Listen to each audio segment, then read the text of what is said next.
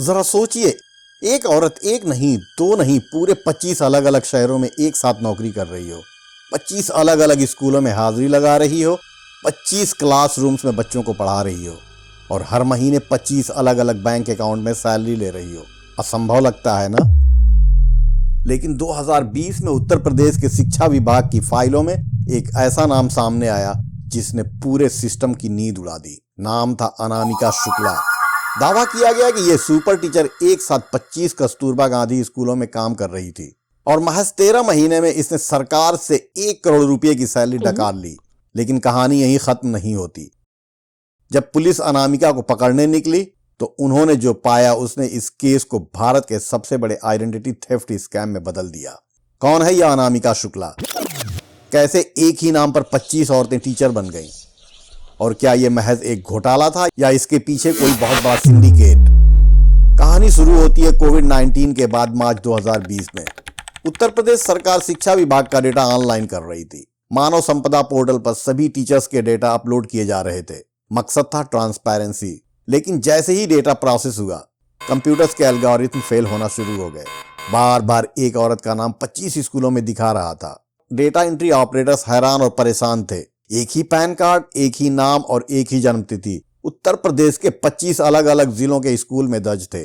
अमेठी, रायबरेली, वाराणसी, प्रयागराज, अलीगढ़ और न जाने कहां कहां।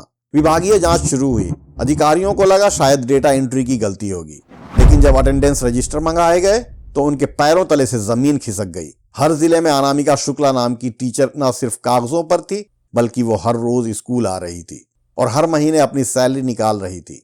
खबर मीडिया में आग की तरह फैल गई। विपक्ष ने सरकार को घेरना शुरू किया। Basic education minister Satish Dwivedi के पास कोई जवाब नहीं था। तुरंत जांच के आदेश दिए गए। जून 2021 की तपती दोपहर कासगंज के बीएसए ऑफिस में एक महिला अपना इस्तीफा देने पहुंचती है।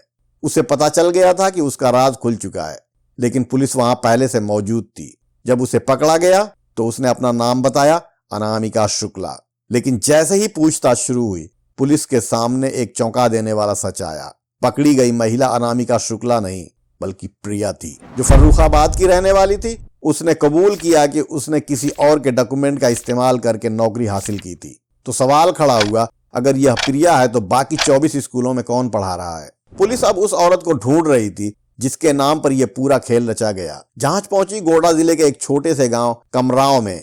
वहां पुलिस को मिली असली अनामिका शुक्ला, लेकिन पुलिस को जो दिखा वो उनकी उम्मीदों से बिल्कुल अलग था। असली अनामिका कोई करोड़पति अपराधी नहीं, बल्कि एक बेहद गरीब जॉबलेस महिला थी। वह अपने पति और छोटे बच्चे के साथ एक साधारण से घर में रह रही थी। जब उसे बताया गया कि उसके नाम पर 25 जगहों से सैलरी उठाई जा रही है तो वह भौंचक्का रह गई।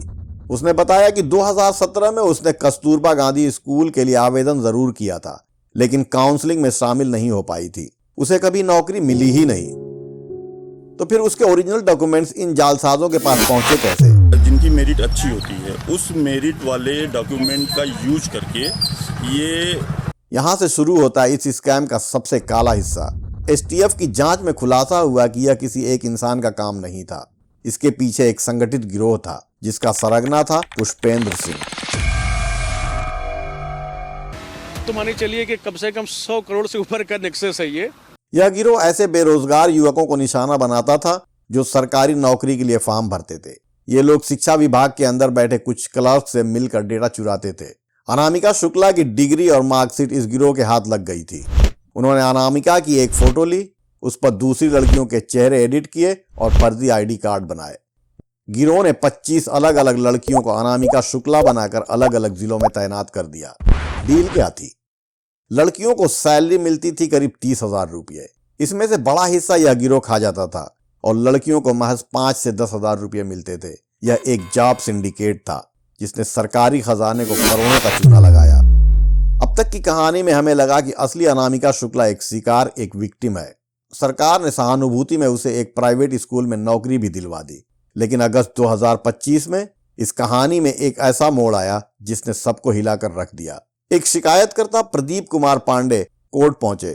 उन्होंने सबूत पेश किए कि असली अनामिका शुक्ला, जिसे हम अब तक बेगुनाह मान रहे थे, वो कथित तौर पर 2017 से जनवरी 2025 तक गुपचुप तरीके से गोंडा के एक स्कूल में काम करने की सैलरी ले रही थी। कोर्ट ने आदेश दिया कि असली अनामिका शुक्ला, बीएसए और अन्य अधिकारियों के खिलाफ फिर से एफआईआर दर्ज की जाए। आरोप है कि यह स्कैम 2020 में खत्म नहीं हुआ था, बल्कि पर्दे के पीछे से जारी था। क्या असली अनामिका को मोहरा बनाया गया था या फिर वह इस पूरे खेल की मास्टरमाइंड थी? जांच अब भी जारी है, लेकिन यह केस बताता है कि सिस्टम की खामियां कितनी गहरी हो सकती हैं। इसको तो आप पहचानते ही होंगे, कुमार विश्वास। आजकल कई लोग इन पर यह आरोप लगाते हैं कि वह सरकार के पक्ष में खुलकर बोलते हैं और कभी कभी उनकी टिप्पणियां जरूरत से ज्यादा विवादित भी लगती हैं। और मुख्यमंत्री जी की पीढ़ी कहती है कि आपके घर पर कोई कूड़ा फेंके तो आप कूड़े को भी साफ करो। लेकिन सवाल यह है, इसके पीछे असल वजह क्या है? सोशल मीडिया और सार्वजनिक चर्चाओं में यह भी कहा गया है कि उनकी पत्नी मंजू शर्मा, जो राजस्थान लोक सेवा आयोग की सदस्य थीं, उन्होंने अपने पद से इस्तीफा दे दिया।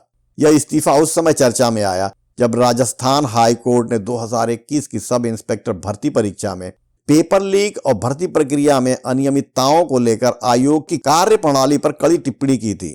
अदालत ने इस भर्ती प्रक्रिया को रद्द करने का आदेश दिया था और आयोग के कामकाज में पारदर्शिता की कमी पर गंभीर सवाल उठाए थे। मामले की जांच अब भी चल रही है, इसीलिए यह एक पति होने का फर्ज निभा रहे हैं और अपनी पत्नी को बचाने के लिए नेताओं को खुश करने की कोशिश करते रहते हैं।